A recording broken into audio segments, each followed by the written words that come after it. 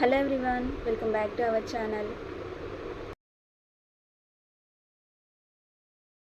ఎలా ఉన్నారండి? అందరూ బాగున్నారా? మళ్ళీ చాలా రోజుల తర్వాత అయితే నేను వీడియో పోస్ట్ చేస్తున్నాను. ఈరోజు ఇండియన్ పాలిటీ నోట్స్ ఎక్స్ప్లెనేషన్లో ఒక చిన్న టాపిక్ అనమాట, అండ్ మోస్ట్ ఇంపార్టెంట్ టాపిక్ కూడా. సో ఈ వీడియో అయితే ఎండ్ వరకు స్కిప్ చేయకుండా చూడండి, మీకు నేను చెప్పే టాపిక్ ఈజీగా అర్థమవుతుంది. ఇవాళ మనం ఈ నోట్స్ ఎక్స్ప్లెనేషన్లో ఇవాళ టాపిక్ ఏంటంటే భారత రాజ్యాంగానికి మూలాధారాలు. అంటే భారత రాజ్యాంగాన్ని నిర్మించడానికి అసలు ఏ వాటిని వాళ్ళు బేస్గా తీసుకొని భారత రాజ్యాంగాన్ని నిర్మించారు అనేది అయితే నేను ఈ వీడియోలో మీకు ఎక్స్ప్లెయిన్ చేస్తాను. లాస్ట్ వరకు స్కిప్ చేయకుండా చూడండి, మీకు ఈజీగా అర్థమవుతుంది. ఈ భారత రాజ్యాంగానికి మూలాధారాలు అసలు ఏమున్నాయి, ఎన్నిటిని వీళ్ళు రాజ్యాంగం నిర్మించడానికి తీసుకున్నారు అనేది అయితే ఈ వీడియోలో మనం డిస్కషన్ చేసుకున్నాము. మొత్తం 11 మూలాధారాలు తీసుకొని వీళ్ళు భారత రాజ్యాంగ నిర్మాణం అయితే నిర్మించారనమాట. అయితే ఫస్ట్ ఆధారం వచ్చేసి మోస్ట్ ఇంపార్టెంట్ అనమాట, మనకి క్వశ్చన్ రూపంలో కూడా అడిగే ఛాన్సెస్ ఉన్నాయి కాబట్టి ఫస్ట్ వచ్చేసి భారత ప్రభుత్వ చట్టం 1935. భారత ప్రభుత్వ చట్టం 1935ని ఒక ఆధారంగా చేసుకొని దీని నుంచి మన రాజ్యాంగాన్ని నిర్మించారు. అయితే ఈ భారత ప్రభుత్వ చట్టం 1935 నుంచి స్వీకరించిన లక్షణాలు ఏంటి అని అంటే సమైక్య నిర్మాణం. ఫస్ట్ వన్ వచ్చేసి సమైక్య నిర్మాణం, తర్వాత గవర్నర్ పదవి, న్యాయశాఖ, పబ్లిక్ సర్వీస్ కమిషన్లు, అత్యవసర అధికారాలు, అంశాలు, పరిపాలన విషయాలు. మొత్తం 7 లక్షణాలను అయితే భారత ప్రభుత్వ చట్టం 1935 నుంచి స్వీకరించారు భారత రాజ్యాంగాన్ని నిర్మించడానికి. ఏంటేంటి అవి అని అంటే ఫస్ట్ వన్ వచ్చేసి సమైక్య నిర్మాణం, తర్వాత గవర్నర్ పదవి, తర్వాత పబ్లిక్ సర్వీస్ కమిషన్లు, న్యాయశాఖ, పరిపాలనా విషయాలు, అత్యవసర అధికారాలు, తర్వాత అంశాలు. ఇలాంటివి తీసుకొని భారత ప్రభుత్వ చట్టం 1935 నుంచి తీసుకున్నారనమాట. ఈ లక్షణాలను అయితే స్వీకరించారు. ఫస్ట్ ఆధారం వచ్చేసి భారత ప్రభుత్వ చట్టం అని చెప్పాను కదా. నెక్స్ట్ వచ్చేసి బ్రిటిష్ రాజ్యాంగం. ఈ బ్రిటిష్ రాజ్యాంగం నుంచి ఏ లక్షణాలను స్వీకరించారు అని అంటే ఫస్ట్ వచ్చేసి మనం ఆల్రెడీ చెప్పేసుకున్నాము, పార్లమెంటరీ ప్రభుత్వం.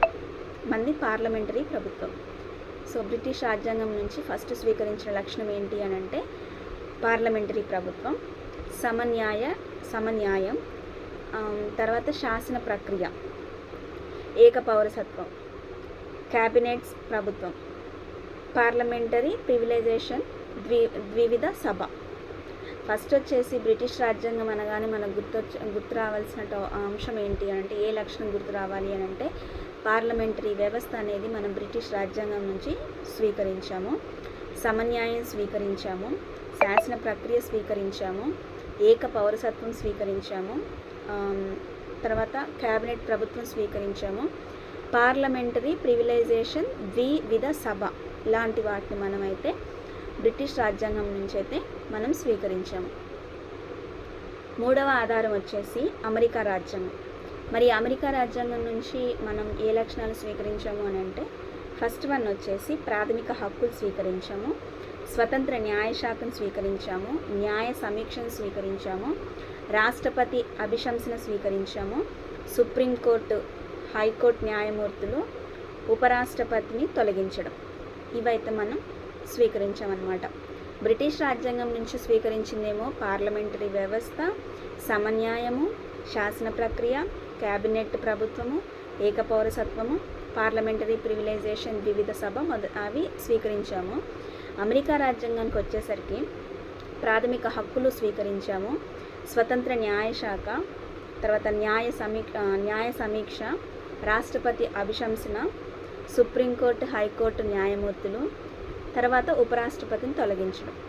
ఈ అంశాలను అయితే మనం అమెరికా రాజ్యాంగం నుంచి అయితే స్వీకరించాము. నెక్స్ట్ వచ్చేసి ఐరిష్ రాజ్యాంగం. ఈ ఐరిష్ రాజ్యాంగం నుంచి మనం ఏ అంశాలను స్వీకరించాము అని అంటే రాజ్య విధాన ఆదేశిక సూత్రాలు, అలాగే రాజ్యసభ సభ్యులు, నామినేషన్, రాష్ట్రపతి ఎన్నిక విధానం అయితే మనం ఐరిష్ రాజ్యాంగం నుంచి అయితే స్వీకరించాము. ఐరిష్ రాజ్యాంగం నుంచి స్వీకరించిన లక్షణాలు వచ్చేసి ఆదేశిక సూత్రాలు, రాజ్యసభ సభ్యుల నామినేషను, రాష్ట్రపతి ఎన్నిక విధానం, ఈ మూడింటిని అయితే మనం ఐరిష్ రాజ్యాంగం నుంచి అయితే మనం స్వీకరించాము. నెక్స్ట్ వచ్చేసి కెనడా రాజ్యాంగం. ఈ కెనడా రాజ్యాంగంలో ఏంటంటే ఒకటి సమైక్య వ్యవస్థని స్వీకరించాము. తర్వాత కేంద్రానికి అవశిష్ట అధికారాలు, గవర్నర్లని నియమించడం ఒకటి, సుప్రీంకోర్టుకు గల సలహా అధికార పరిధి. మనం కెనడా రాజ్యాంగం నుంచి స్వీకరించిన లక్షణాలు ఏంటి అని అంటే సమైక్య వ్యవస్థ, తర్వాత గవర్నర్ల నియామకం, తర్వాత కేంద్రానికి అవశిష్ట అధికారాలు, సుప్రీంకోర్టుకు గల సలహా పరిధి, అధికార పరిధిని, వీటిని మనం కెనడా రాజ్యాంగం నుంచి అయితే స్వీకరించాము. నెక్స్ట్ వచ్చేసి ఆస్ట్రేలియన్ రాజ్యాంగం. ఈ ఆస్ట్రేలియన్ రాజ్యాంగం నుంచి మనం స్వీకరించిన లక్షణాలు ఏంటి అంటే ఉమ్మడి జాబితా, తర్వాత పార్లమెంటు, ఉభయ సభల ఉమ్మడి సమావేశం. ఫస్ట్ వచ్చేసి ఆస్ట్రేలియా అనగానే మనకు గుర్తు రావాల్సింది ఉమ్మడి జాబితా. నెక్స్ట్ వచ్చేసి పార్లమెంటు, ఫస్ట్ ఉమ్మడి జాబితా, తర్వాత పార్లమెంటు, ఉభయ సభల ఉమ్మడి సమావేశం. ఈ రెండింటిని అయితే మనం ఆస్ట్రేలియన్ రాజ్యాంగం నుంచి అయితే స్వీకరించాము. నెక్స్ట్ వచ్చేసి జర్మనీ వైమర్ రాజ్యాంగం. ఈ జర్మనీ రాజ్యాంగం నుంచి మనం ఏమి తీసుకున్నాము అంటే అత్యవసర పరిస్థితిలో ప్రాథమిక హక్కుల రద్దు, అత్యవసర పరిస్థితిలో ప్రాథమిక హక్కుల రద్దు అయితే మనం జర్మనీ రాజ్యాంగం నుంచి అయితే మనం స్వీకరించాము. 8th వన్ వచ్చేసి రష్యా రాజ్యాంగం. ఈ రష్యా రాజ్యాంగం నుంచి మనం స్వీకరించిన లక్షణాలు ఏంటంటే ప్రాథమిక విధులు, రాజ్యాంగ ప్రవేశికల న్యాయం. రెండే మనం స్వీకరించామండి రష్యా రాజ్యాంగం నుంచి. అవేంటంటే ప్రాథమిక విధులు, రాజ్యాంగ ప్రవేశికల న్యాయం. ఇది 9th వన్ వచ్చేసి ఫ్రెంచ్ రాజ్యాంగం. ఫ్రెంచ్ రాజ్యాంగం నుంచి మనం స్వీకరించిన లక్షణాలు ఏంటంటే గణతంత్రము, రాజ్యాంగ ప్రవేశికలో స్వేచ్ఛ, సమానత్వము, సౌభ్రాతత్వము. గుర్తుంచుకోండి, ఫ్రెంచ్ రాజ్యాంగం నుంచి మనం స్వీకరించిన లక్షణాలు ఏంటంటే గణతంత్రం ఒకటి, రాజ్యాంగ ప్రవేశికల స్వేచ్ఛ, సమానత్వము, సౌభ్రాతత్వము. ఇవైతే మనం ఫ్రెంచ్ రాజ్యాంగం నుంచి అయితే స్వీకరించాము. 10th వన్ వచ్చేసి దక్షిణాఫ్రికా రాజ్యాంగం. దక్షిణాఫ్రికా రాజ్యాంగం నుంచి మనం రాజ్యాంగ సవరణ పద్ధతి, రాజ్యసభ సభ్యుల ఎన్నిక. రాజ్యాంగ సవరణ పద్ధతి, రాజ్యసభ సభ్యుల ఎన్నిక. ఇది మనం ఎక్కడి నుంచి స్వీకరించాము అంటే దక్షిణాఫ్రికా రాజ్యాంగం నుంచి అయితే స్వీకరించాము. 11th వన్ వచ్చేసి జపాన్ రాజ్యాంగం. ఈ జపాన్ రాజ్యాంగం నుంచి మనం తీసుకున్నది ఏంటి అంటే చట్టం నిర్దేశించిన పద్ధతి. ఒకటే పాయింట్ గుర్తుంచుకోండి, చట్టం నిర్దేశించిన పద్ధతి. ఓకే, మనం జర్మనీ రాజ్యాంగం నుంచి ఏం తీసుకున్నాము అని అంటే అత్యవసర పరిస్థితుల్లో ప్రాథమిక హక్కుల రద్దు అయితే మనం తీసుకున్నాము, స్వీకరించిన లక్షణము.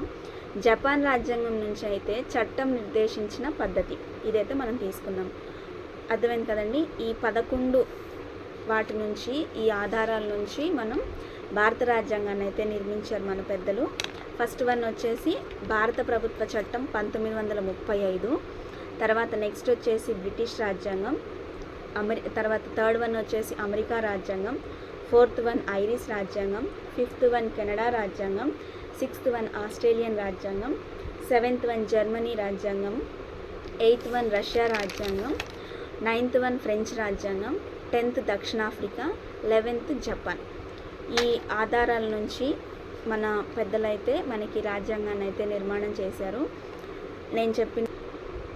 ఇప్పుడు నేను చెప్పిన టాపిక్ అయితే చాలా చిన్న టాపిక్ అండి, కానీ మోస్ట్ ఇంపార్టెంట్ టాపిక్. ఎందుకంటే మనకి ఇవి మ్యాచ్ ద ఫాలోయింగ్స్ లాగా అడిగే అవకాశం అయితే ఉంటుంది. కాబట్టి నేను చెప్పిన దాన్ని మీరు షార్ట్ నోట్స్ అయితే ప్రిపేర్ చేసుకోండి. ఇదండి ఇవాళ టాపిక్ అయితే. ఇండియన్ పాలిటీ నోట్స్ ఎక్స్ప్లెనేషన్ అయితే చాలా చిన్న టాపిక్ అనమాట, కానీ చాలా ఇంపార్టెంట్ టాపిక్, మోస్ట్ ఇంపార్టెంట్ అనమాట. ఎందుకు అని అంటే మనకి ఎగ్జామ్ పాయింట్ ఆఫ్ వ్యూలో ఆలోచిస్తే మ్యాచ్ ద ఫాలోయింగ్స్ లాగా అడిగే ఛాన్సెస్ ఎక్కువగా ఉంటాయి. కాబట్టి చాలా జాగ్రత్తగా నోట్స్ అయితే ప్రిపేర్ చేసుకోండి, షార్ట్ నోట్స్ అయితే ప్రిపేర్ చేసుకోండి, మీకు ఈజీగా చదవడానికి అయితే ఉంటుంది. నేను నోట్స్ ఎలా ప్రిపేర్ చేసుకోవాలి అనేది కూడా ఒక వీడియో అయితే నేను చేశాను, పైన ఐ కార్డ్స్లో అయితే ఇస్తాను, చూడండి. ఎవరైనా షార్ట్ నోట్స్ ప్రిపేర్ చేసుకోవడం ఎలానో మీకు అర్థం కాకపోతే ఒకసారి నేను చెప్పింది అయితే మీరు ఒకసారి ఫాలో అవ్వండి, మీకు ఈజీగా అర్థమవుతుంది. ఇప్పుడు నేను చెప్పిన టాపిక్ని బట్టి మీరు నోట్స్ అయితే ప్రిపేర్ చేసుకోండి. దీనివల్ల ఏంటంటే నేను చెప్పడం వల్ల మీకు విన్నట్టు ఉంటుంది. ఇంకొకటి ఏంటంటే నోట్స్ కూడా ఈజీగా అయితే ప్రిపేర్ చేసుకోవచ్చు అనమాట. ఈ వీడియో కనుక మీకు నచ్చినట్టయితే ఖచ్చితంగా నా ఛానల్ని అయితే ఫాలో అవుతూ ఉండండి. ఎగ్జామ్కి సంబంధించిన ప్రతి ఒక్క ఇన్ఫర్మేషన్ అయితే నేను వీడియోలో అయితే షేర్ చేస్తూనే ఉంటాను. And Indian polity notes explanation కూడా నేను వీడియోస్లో అయితే షేర్ చేస్తూ ఉంటాను. దాన్ని బట్టి మీరు నోట్స్ అయితే ప్రిపేర్ చేసుకోవచ్చు. మీకు చదవడానికి కూడా చాలా ఈజీగా ఉంటుంది. ఈ వీడియో ఇంకా మీ ఫ్రెండ్స్ ఎవరైనా ఎగ్జామ్స్కి ప్రిపేర్ అవుతుంటే కూడా షేర్ చేయండి, వాళ్ళకు కూడా యూస్ఫుల్ అవుతుంది కదా. సో నా ఛానల్ నచ్చినట్టయితే, మీకు యూస్ఫుల్ అనిపిస్తే ఖచ్చితంగా సబ్స్క్రైబ్ చేసుకోండి. Thank you for watching.